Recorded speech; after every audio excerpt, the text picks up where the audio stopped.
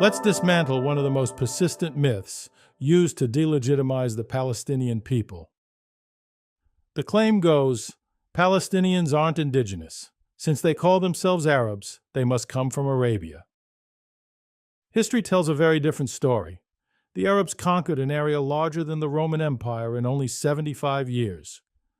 How did the Arabs replace a population that vastly outnumbered their own?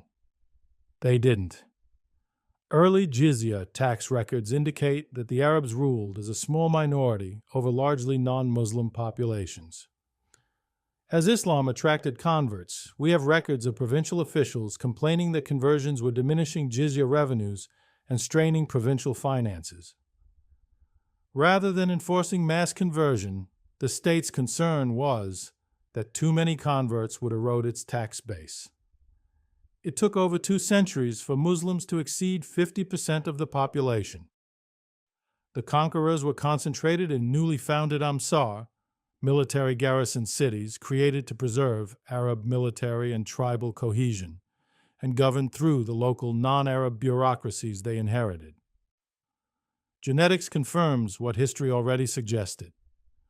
A 2020 peer-reviewed genetic study by researchers at Tel Aviv University and Harvard Medical School, published in the journal Cell, analyzed DNA from Bronze Age Canaanite remains and found that modern Palestinians derive approximately 81 to 87% of their ancestry from those ancient populations who lived roughly 4,000 years ago. Local populations in Palestine gradually adopted Arabic just as they had adopted Greek and Aramaic before it. The transition from Hebrew and Phoenician to Aramaic took centuries. The transition to Arabic followed the same gradual pattern.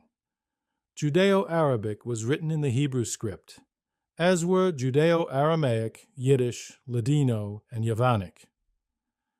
The ancestors of the Moroccan and Algerian Arabs were Amazigh, Berbers.